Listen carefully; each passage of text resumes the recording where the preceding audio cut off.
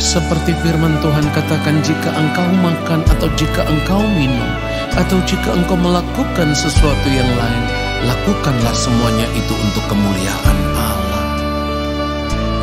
Kesempatan hidup yang Tuhan berikan, ku mau pakai memuliakan Tuhan, melayani, mengasihi sesama seperti Bapa mengasihiku.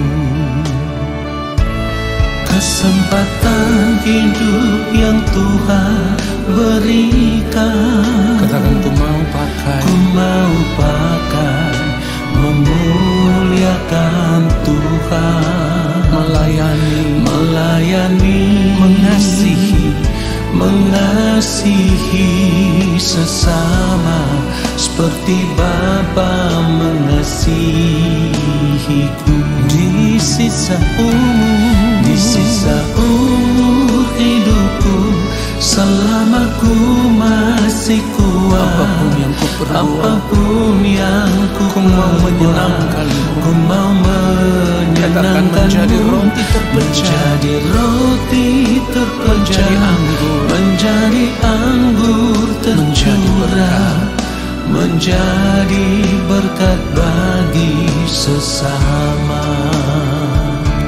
Ketika kita percaya bahwa hidup kita telah dibeli dengan harga yang lunas dibayar, maka kita mau serahkan seluruh hidup kita dan mempergunakan tubuh kita untuk kemuliaan Allah.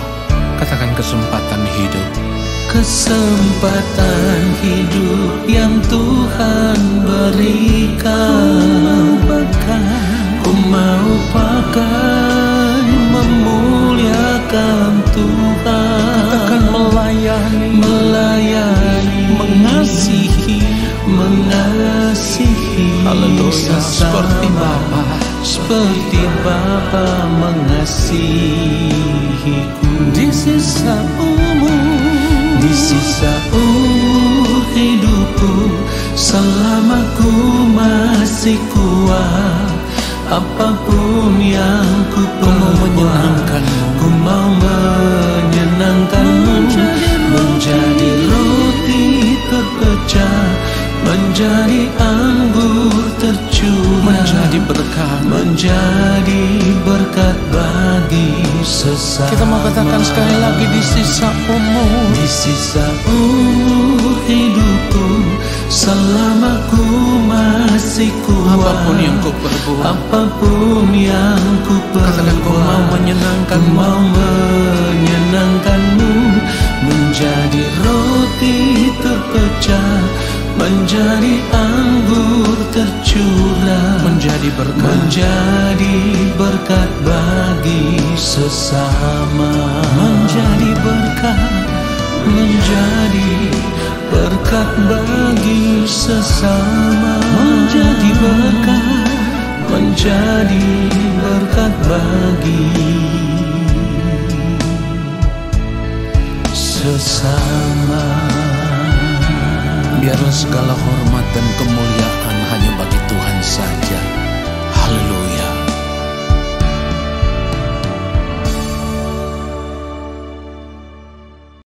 Shalom saudaraku yang dikasihi oleh Tuhan Yesus Kristus. Mari kita sungguh-sungguh siapkan hati kita. Lalu saat ini kita mau menerima kebenaran firman Tuhan. Mari kita berdoa. Allah Bapa yang Maha Kudus, Allah yang Maha Agung, Allah yang Maha Mulia. Kembali saat ini kami semua ada di hadapan Bapa. Kami mau duduk diam di kaki Tuhan. Kami mau tenggelam di dalam hadirat Tuhan. Dan kami mau menanti-nantikan Bapa di sorga berbicara bagi kami. Kami mohon belas kasihan Allah Roh Kudus mengurapi setiap kami, memberikan kepada kami hikmat pengertian, supaya oleh pengurapan kuasa Roh Kudus kami boleh mengerti setiap kebenaran firman yang kami dengar, Lalu kami mau berjuang hidup seturut dengan firman-Mu ya Tuhan. Kuduskanlah setiap kami. Urapilah hamba-Mu ini ya Allah, untuk menyampaikan akan kebenaran firman-Mu seperti yang Engkau kehendaki. Hamba merendahkan diri di hadapan Bapa, dan biarlah setiap perkataan yang hamba ucapkan, itulah kebenaran yang berasal dari hati Bapa, dari pikiran dan perasaan Bapa di sorga. Dan kebenaran itulah yang memberkati setiap kami yang mendengarkan. Di dalam nama Tuhan Yesus Kristus. Haleluya. Amin. Saudaraku yang dikasihi oleh Tuhan Yesus Kristus, kalau harus jujur, saat ini ada begitu banyak orang percaya yang sama sekali tidak pernah mau serius memperkarakan masa depan hidup mereka di kekekalan. Dan itu juga bisa terjadi di dalam kehidupan kita pribadi lepas pribadi. Oleh karenanya mari kita memeriksa hidup kita masing-masing. Jangan-jangan sampai saat ini pun kita sendiri tidak pernah mau serius memperkarakan akan hal ini. Artinya sampai saat ini kita tidak pernah sungguh-sungguh serius memperkarakan masa depan hidup kita di kekekalan. Saudaraku, pertanyaannya, mengapa tidak banyak orang yang memperkarakan akan hal ini dengan serius? Karena bagi banyak orang percaya, mereka berpikir yang penting sudah percaya kepada Tuhan Yesus Kristus itu sudah cukup. Artinya mereka berpikir kalau sudah menjadi orang percaya atau menjadi Kristen, maka nanti kalau mati pasti masuk surga. Saudara yang dikasihi oleh Tuhan Yesus Kristus, inilah kesalahan terbesar yang banyak terjadi di dalam hidup orang percaya atau orang Kristen. Padahal sebagai orang percaya yang mengerti akan kebenaran firman Tuhan, seharusnya kita sadar, sekalipun saat ini kita mengaku percaya kepada Tuhan Yesus Kristus, tetapi tidak semua orang akan diterima di dalam kerajaan surga. Yang mulia Tuhan Yesus Kristus sendiri yang mengatakan akan hal itu, saudaraku. Matius pasal 7 ayat 21 kita sudah sering kali dengar. Firman Tuhan katakan, bukan setiap orang yang berseru kepadaku, Tuhan, Tuhan, akan masuk ke dalam kerajaan surga, melainkan dia yang melakukan kehendak Bapa-Ku yang di surga. Nah, saudara yang dikasihi oleh Tuhan Yesus Kristus, mari kita periksa hidup kita masing-masing. Apakah selama ini kita sudah hidup melakukan kehendak Allah Bapa di surga? Kalau ternyata belum, lalu tiba-tiba waktu Tuhan jatuh ke atas kita, ya, waktu Tuhan tiba bagi kita tanpa kita sadari, maka sudah tidak ada lagi kesempatan bagi kita untuk berubah, saudaraku. Dengan demikian kita akan ditemukan sebagai pribadi yang tidak berkenan di hadapan Allah. Kalau tidak berkenan, maka dapat dipastikan kita tidak akan diterima di dalam kerajaan Allah. Perhatikan itu, saudaraku. Pada akhirnya kita akan terhilang. Kita akan terbuang dari hadirat Tuhan. Kita tidak bisa tinggal bersama-sama dengan Allah Bapa di surga, bersama-sama dengan Tuhan Yesus Kristus di dalam kerajaan Bapa di surga. Kita harus serius memperhatikan akan hal ini. Nah, di dalam hari-hari hidup kita, seharusnya ketika kita berjalan bersama dengan Tuhan, Roh Kudus akan selalu memimpin kita. Roh Kudus akan selalu menasehati kita. Roh Kudus akan selalu menolong kita. Tetapi persoalannya adalah kita tidak pernah menyadari akan hal ini, sehingga kita tidak pernah serius memberi diri untuk tetap hidup di dalam pimpinan Roh Kudus, di mana Roh Kudus akan memimpin kita ke dalam seluruh kebenaran. Artinya kalau kita memberi diri kita hidup di dalam pimpinan Roh Kudus, maka setiap tindakan kita, apapun yang kita lakukan, pasti dapat dipastikan sesuai dengan kehendak Allah Bapa di sorga. Karena Roh Kudus memimpin kita untuk melakukan apa yang menjadi kehendak Allah Bapa di sorga. Roh Kudus akan terus memberikan kepada kita kepekaan untuk mengerti apa yang baik, yang berkenan kepada Allah dan yang sempurna. Lalu kita hidup melakukan semuanya itu. Saudara yang dikasihi oleh Tuhan Yesus Kristus, kita harus menyadari akan hal ini. Ya, jangan sampai pada akhirnya kita akan menjadi orang yang terhilang atau orang yang tidak diterima di dalam kerajaan sorga. Nah, ketika kita membaca ayat firman Tuhan tadi, Matius 7 ayat 21, banyak orang sering berkata begini, ayat ini konteksnya bukan buat orang percaya. Saudara, kalau bukan buat orang percaya, terus buat siapa? Bukankah yang mengatakan akan hal ini adalah yang mulia Tuhan Yesus Kristus sendiri?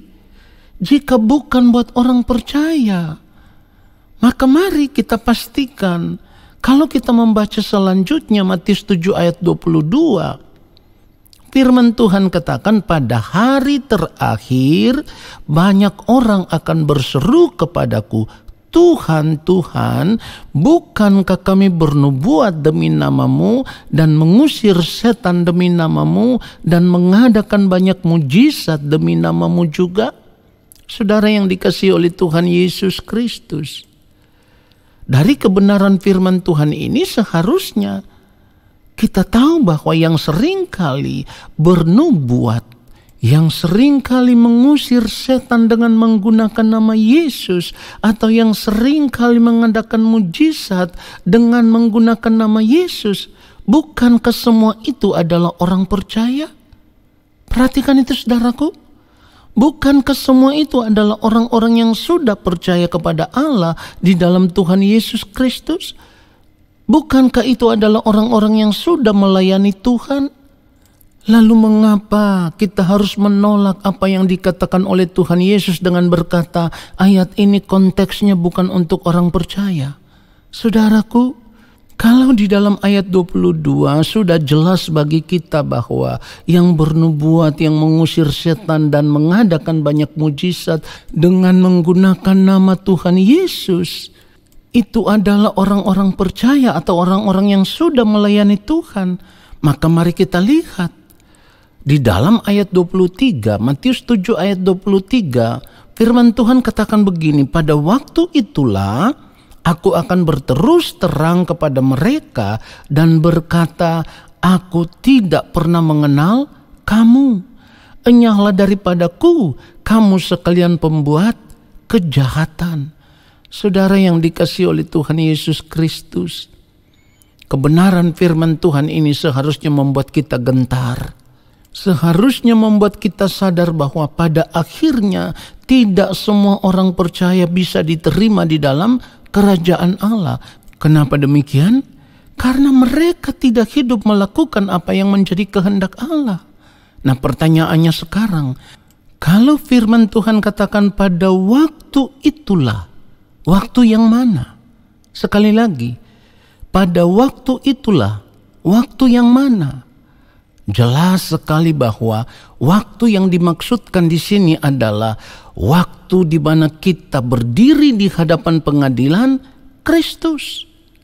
2 Korintus pasal yang kelima ayat 10 firman Tuhan katakan, sebab kita semua harus menghadap takhta pengadilan Kristus, supaya setiap orang memperoleh apa yang patut diterimanya sesuai dengan yang dilakukannya dalam hidupnya ini, baik ataupun jahat. Perhatikan itu. Kita semua harus menghadap takhta pengadilan Kristus. Firman Tuhan ini juga sama dengan apa yang dikatakan di dalam Roma 14 ayat 12. Demikianlah setiap orang di antara kita akan memberi pertanggungan jawab tentang dirinya sendiri kepada Allah. Jadi mari kita sadar akan hal ini. Setiap kita harus berdiri di hadapan pengadilan Kristus. Kita harus memberi pertanggungan jawab tentang diri kita sendiri di hadapan Allah. Apa yang harus dipertanggungjawabkan? Seluruh gerak kehidupan kita. Apa yang kita lakukan di dunia ini baik ataupun jahat. Artinya kalau kita berdiri di hadapan pengadilan Kristus, Allah menemukan perbuatan kita. Apa yang kita lakukan itu seturut dengan kehendak-Nya. Jelas kita akan diterima oleh Allah Bapa di sorga sebagai anak-anak Allah. Sebaliknya ketika kita tidak ditemukan hidup melakukan kehendak Allah Bapa di sorga, kita tidak hidup sama seperti Kristus, kita tidak serupa dengan Kristus, maka maaf, kita pasti akan ditolak oleh Allah.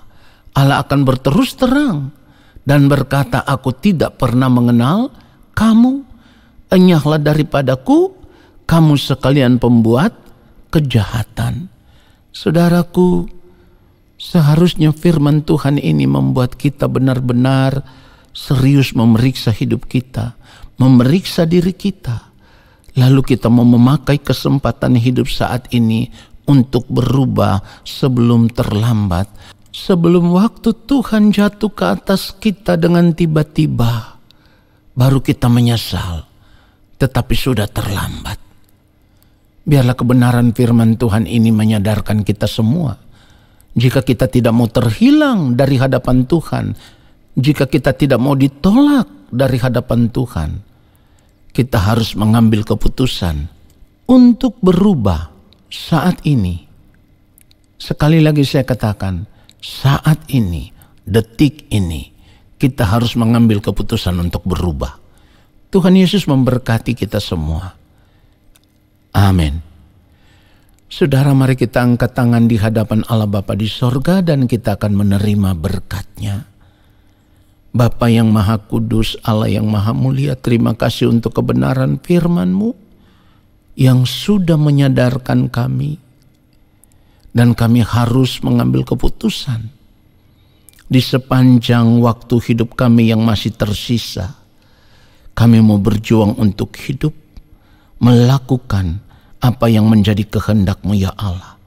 Kami mau menyerahkan segenap hidup kami untuk hidup di dalam pimpinan kuasa Roh Kudus yang akan memimpin kami ke dalam seluruh kebenaran, supaya pada akhirnya hidup kami boleh ditemukan berkenan di hadapan Bapa di sorga. Terima kasih Bapa yang Maha Kudus, Allah yang Maha Mulia. Saat ini kami semua mau mengangkat tangan di hadapan Bapa di sorga. Kami percaya Allah Bapa di sorga akan menurunkan tangan dan memberkati kami semua. Turunlah atas kehidupan kami segala berkat kasih karunia daripada Allah Bapa di sorga. Rahmat cinta kasih yang berlimpah-limpah dari Gembala Agung yang mulia Tuhan Yesus Kristus, di dalam persekutuan yang manis dengan Roh Allah yang kudus, menyertai langkah hidup kami dan memberkati kami sekarang dan sampai selama-lamanya. Amin.